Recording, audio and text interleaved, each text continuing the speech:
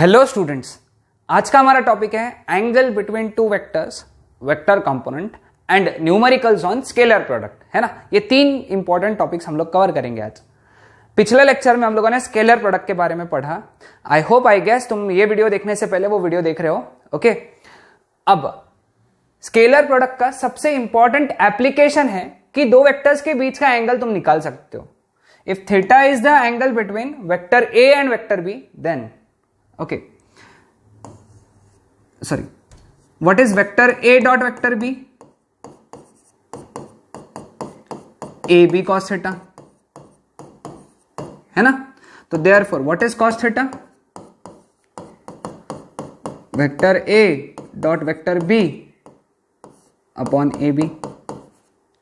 तो what is theta then? जब cos उधर जाएगा तो according to rule of mathematics क्या बन जाएगा? कॉस इनवर्स, ऐसा लिखते हैं अपन उसको, है ना। तो vector A dot vector B upon A B. लेकिन vector A dot vector B क्या होता है? कल ही हम लोगों ने लास्ट में पढ़ा था, vector A dot vector B is A X B X plus A Y B Y plus A Z B Z upon AB. Okay, AX, AY, AZ are the components, rectangular components of vector A. BX, BY, BZ are rectangular components of vector B. A is magnitude of vector A and B is magnitude of vector B. जिनको नहीं मालूम A का formula, A का value कैसे निकालने का? Square root of AX square plus AY square plus AZ square. B is equal to square root of B X square plus B Y square plus B Z square. ये दो फॉर्मूले ए और B निकालने के। तो समझ में आया सबको थीटा का फॉर्मूला कैसे निकालना है, थीटा एंगल कैसे निकालना है, ये मेथड्स करके। तो ये सब नोट डाउन कर लो अच्छे से, ठीक है। सो ये था पहला application of scalar product to find angle between two vectors. है आसान, very simple. Okay, next, component of one vector along another vector. Okay, ये मैंने दो सिचुएशंस बनाए। ओके, यहां पे तुम देखोगे दो वेक्टर्स है, vector A vector B, vector A vector B, दोनों के बीच में एंगल थीटा है। अब अगर तुमको बोला component of vector B along vector A, क्या निकालने बोला है? देखो, एक ये बोलेंगे component of vector B along vector A, और दूसरा बोलेंगे component of vector A along vector B. ये दोनों चीजें, ठीक है। किसका कंपोनेंट किसके अलॉन्ग निकालना है ये समझना बहुत जरूरी है। यहां पे हम लोग क्या निकाल रहे हैं? बी का component, component of vector B along vector A. Okay, जिसका कंपोनेंट निकाल रहे वहां से परपेंडिकुलर डालोगे। कहां पे? जिस पे कंपोनेंट निकाल रहे। ओके, नहीं समझा? समझाता हूं। देखो यहां पे हमको क्या करना है, बी का कंपोनेंट ए पे निकालना है, तो हम बी से परपेंडिकुलर डालेंगे यहां तक। तो ये जो रहेगा एक नया वेक्टर बना ना। ओके, ये वेक्टर को हम लोग बोलेंगे component of vector B along vector A. समझ में? Component of vector B along vector A. अब अगर ये इसका लेंथ b है ना, ये ट्राइंगल में ये लेंथ b है, तो ये हमेशा b cos थीटा होता है और ये हमेशा b sin थीटा होता है ना। लेकिन हमको ये काम में नहीं आएगा, तो मैं ये लिखूंगा नहीं कभी b cos थीटा। समझ में? हाँ, अगर ये b है, ये लेंथ b है, तो तुमको ट्रिग्नोमेट्री के हिसाब से पता ही होगा, अगर ये लेंथ b है तो ये कितना रहेगा? b cos theta. Okay, clear with this? तो इसका आंसर क्या आएगा? What is component of vector B along vector A? B cos theta. आसान, समझ में है? Component of vector B along vector A is equal to B cos theta. यहां पे भी सेम मेथड करेंगे हम लोग। कंपोनेंट किसका निकालेंगे? वेक्टर ए का अलॉन्ग वेक्टर बी। तो ए से परपेंडिकुलर डालेंगे बी तक। पिछले बार क्या किया था? बी से परपेंडिकुलर डाला था ए पे, इस बार ए से परपेंडिकुलर डालेंगे बी पे। तो देखो ये परपेंडिकुलर डाला,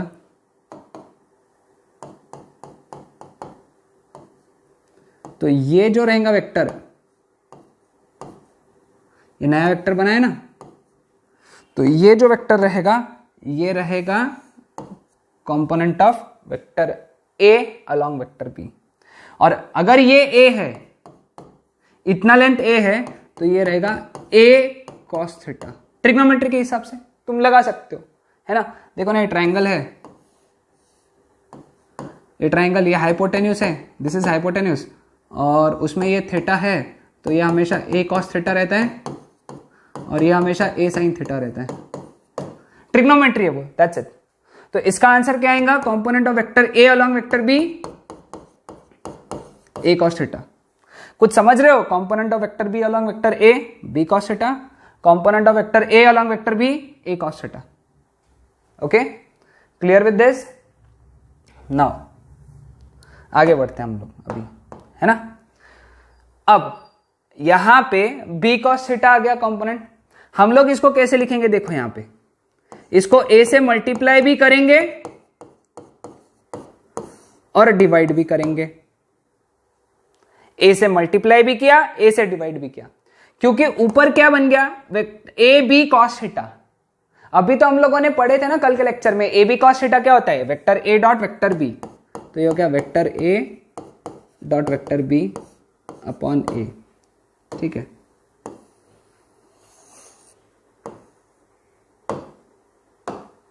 समझा सबको? हाँ, तो कंपोनेंट ऑफ वेक्टर बी का component of vector B along vector A, ये हमारा बन गया पहला फॉर्मूला और ये हमारा दूसरा फॉर्मूला बन गया, ठीक है। सेम वे में यहां पे करेंगे, इसको क्या करेंगे? बी से मल्टीप्लाई करेंगे और बी से डिवाइड भी कर देंगे। क्यों ऐसा किया? क्योंकि ऊपर क्या बना? A B cos theta. A B cos theta क्या होता है? Vector A dot vector B upon B. तो ये बन गया हमारा पहला फॉर्मूला, ये बन गया दूसरा फॉर्मूला। फॉर्मूला इसलिए अच्छे से याद रखना है, देखो जिसका कंपोनेंट बोला, ये एक तो ये फॉर्मूला यूज कर सकते हैं डायरेक्ट बी कॉस थीटा, नहीं तो फिर दूसरा फॉर्मूला यूज कर सकते हैं vector A dot vector B upon A. किसके लिए? Component of vector B along vector A. Okay, अगर component of vector A along vector B बोला तो ए कॉस थीटा या फिर vector A dot vector B upon B, ठीक है। अब मुझे बताओ, ये जो एरो दिख रहा है, ये व्हाइट कलर का एरो, इसका डायरेक्शन क्या है?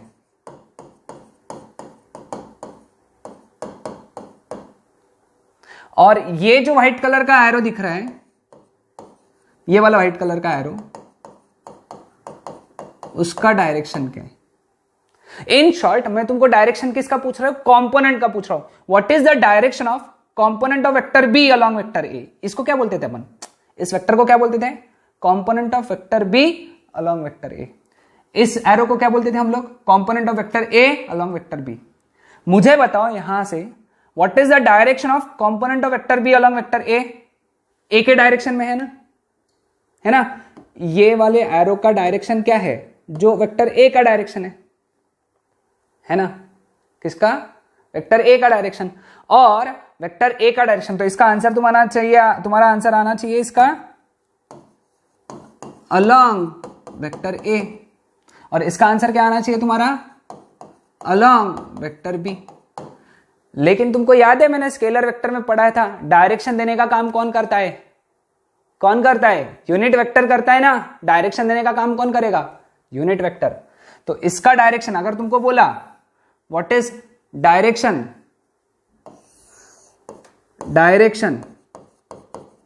किसका? Component of vector B along vector A, तो तुम बोलोगे ए कैप, लिख लो यहां पे। और अगर तुमको बोला इसका डायरेक्शन क्या है तो तुम बोलोगे बी कैप। समझे?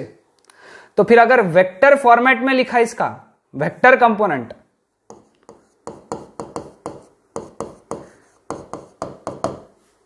वेक्टर कंपोनेंट अगर लिखना है तो क्या करना पड़ेगा?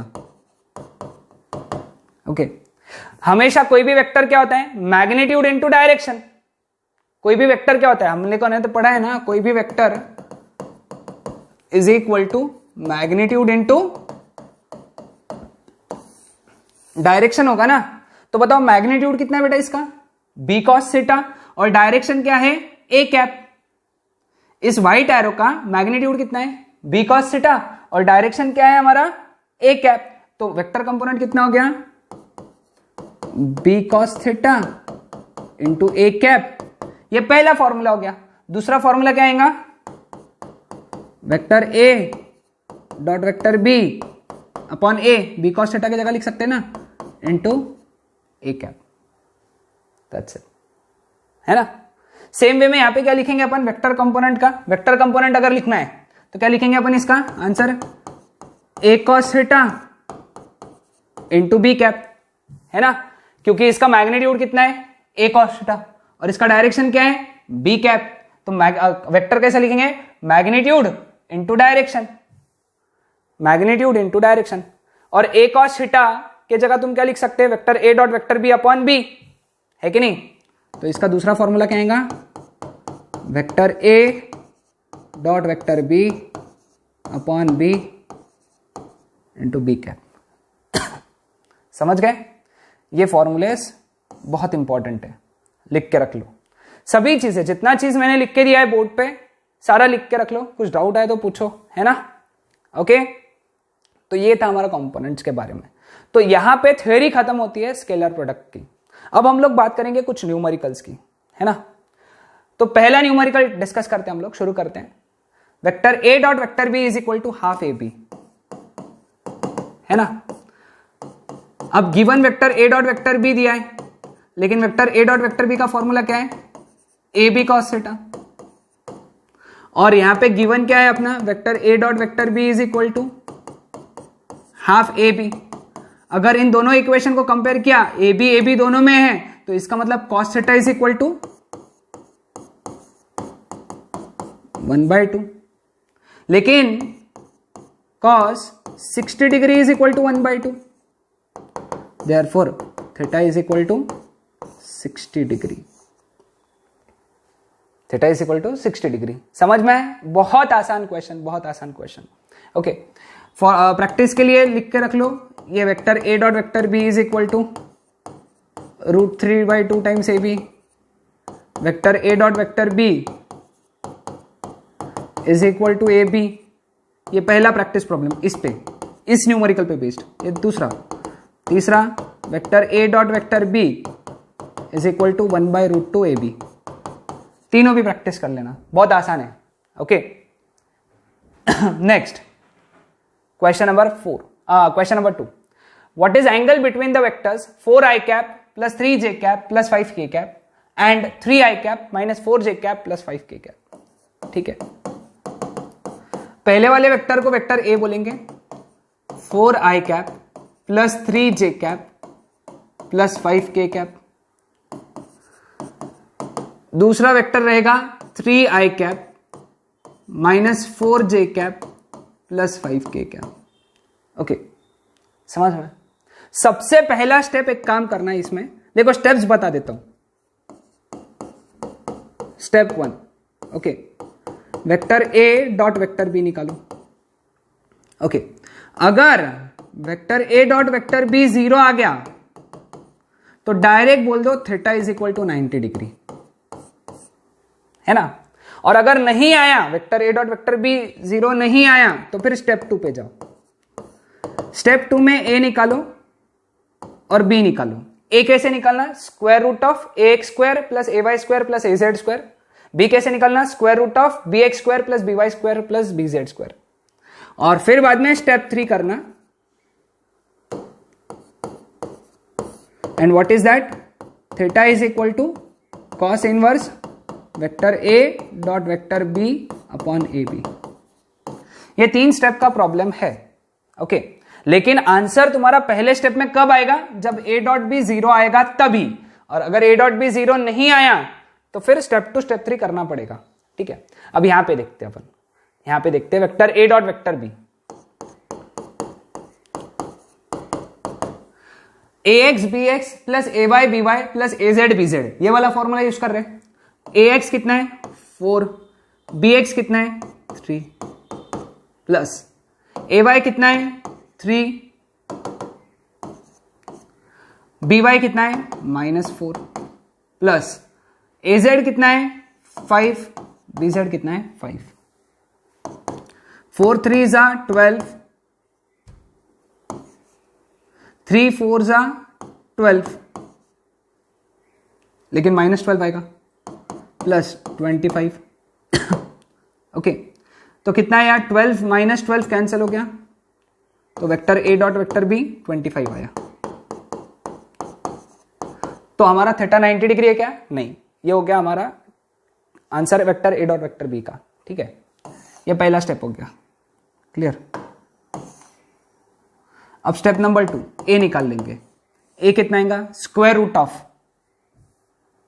4 square plus 3 square plus 5 square, 4 square plus 3 square, तो आएगा 4 square plus 3 square plus 5 square, which is square root of 16 plus 9 plus 25, which becomes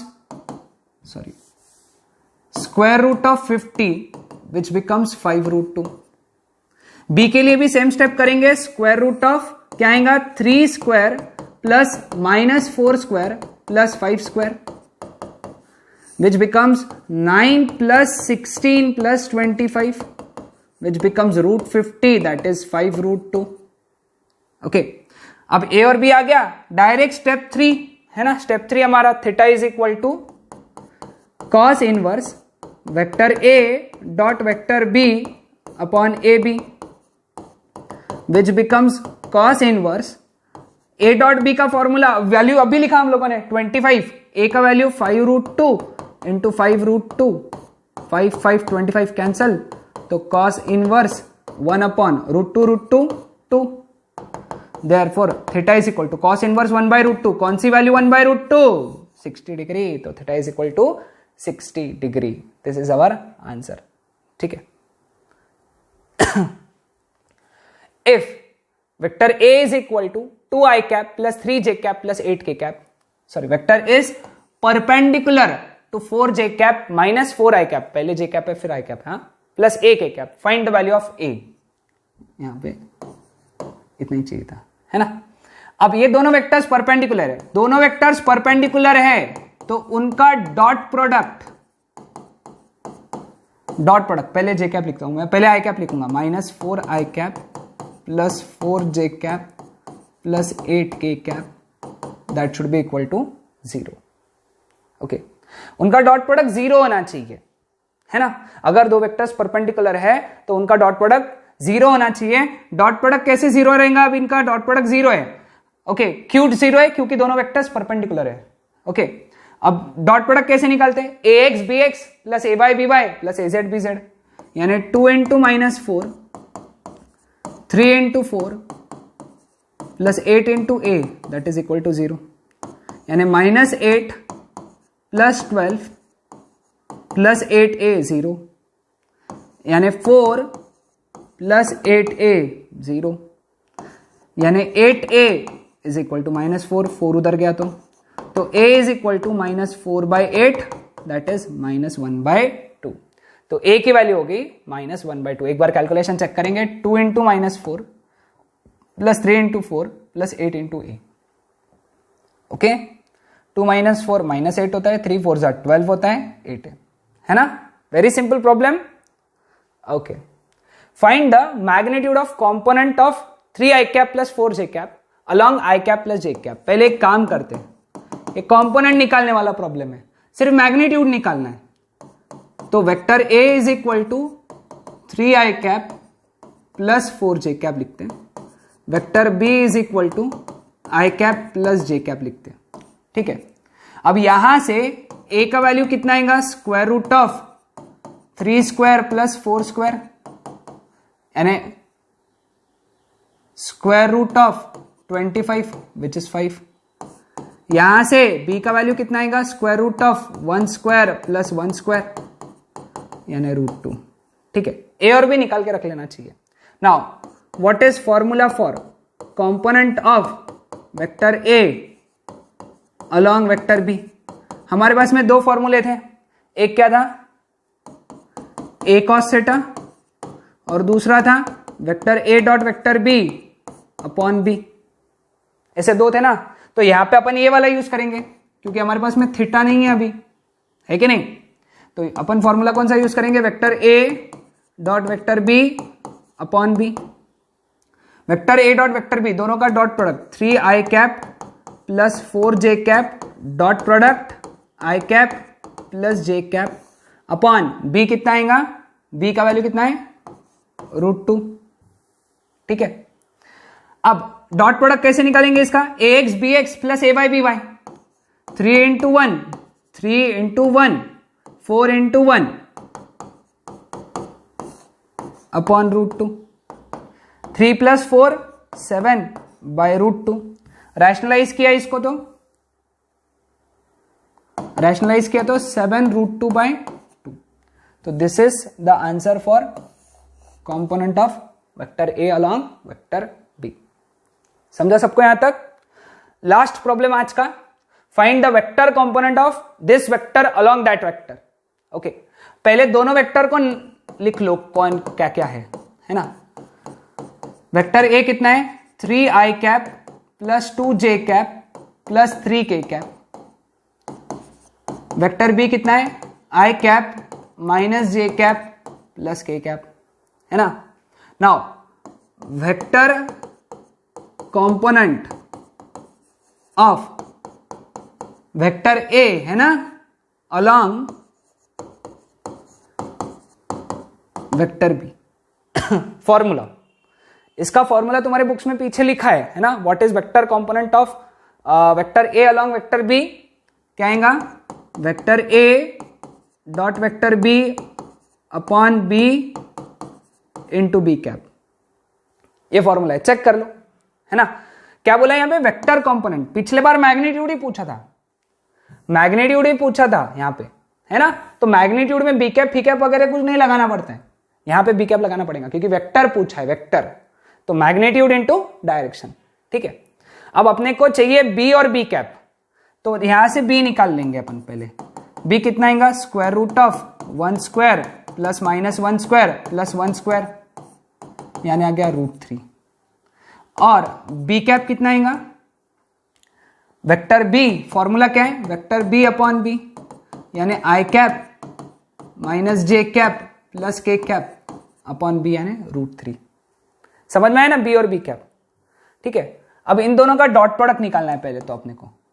तो vector A dot vector B, अब डायरेक्ट लिखूंगा मैं, ax bx plus ay by plus az bz, यानी कितना आएगा 3 into 1 प्लस 2 into minus 1 plus 3 into 1 upon b कितना है यहां पे √3, ये वाला ब्रैकेट लिख लिया देखो, into what is b cap, i cap minus j cap plus k cap upon √3, ठीक है।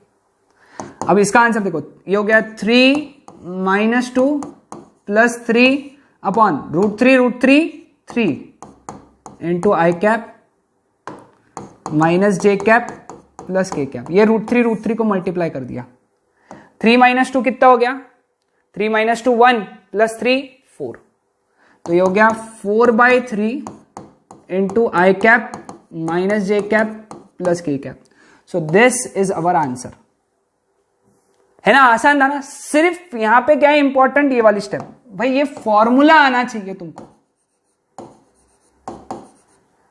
Component of vector A along vector B छाप के रख लो फॉर्मूलेज ये, ओके। बहुत अच्छे से प्रैक्टिस करो इनके, मैं इसके प्रैक्टिस शीट्स भी डाल दूंगा 1-2, है ना। उसको सॉल्व करो, कुछ डिफिकल्टी आती है फिर मुझे पूछो वापस, है ना। तो ये सारे कॉन्सेप्ट्स अच्छे से ध्यान में रखना।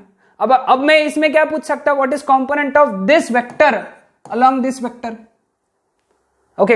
अगर क्वेश्चन चेंज करके पूछा तो फॉर्मूला चेंज हो जाएगा। यहां पे क्या आ जाएगा, vector A dot vector B upon A into A cap, है ना। सो ये था हमारा आज का टॉपिक, और यहां पे स्केलर प्रोडक्ट खत्म होता है।